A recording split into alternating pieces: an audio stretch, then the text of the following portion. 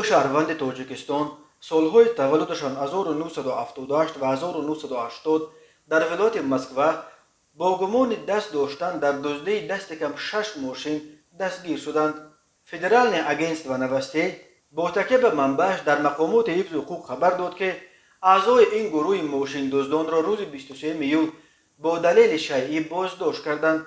ساعت 7 صبح 23 میول یک زن 49 ساله ساکن حوزه شهر دژرزینسکی ولایت مسکو به پلیس خبر داد که ماشین او را که سوخت کره بود از کوچه لسنای از نزد خانه‌اش دزدیدند. طوری بعدا معلوم شد که پلیس ماشین دزدان را کیها زیر نظارت گرفته منتظر بود است که آنها را با دلیل شیعی وقت دزدیشان به دست بیفتاند.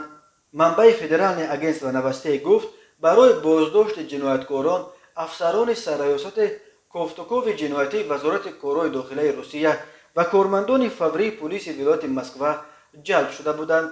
زن جبری دیده که در پژوهشگاه یاری تاجری به نام سکلیفاسوفسکی کار میکرد نمیدانست که پلیس از پس ماشین دزدان تعقیبات پنهانی گذاشته بودند تا آنها را به دلیل شیعی دستگیر کنند. کارمندان پلیس مطمئن بودند که این نفران در جنایت‌های دیگر نیز دست دارند.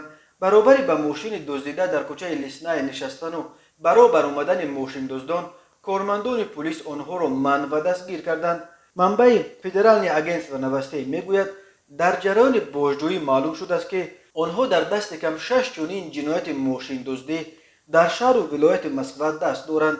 حالا به ضد هر دو زاده تاجیکستان بر اساس ماده 158 کودکس جنایتی روسیه با اتهام دزدی پرونده گشوده آنها را به حبس پیشکی گرفتند. به این دو نفر در صورت در دادگاه اثبات شدن گناهشان تا 10 سال زندان تهدید میکند.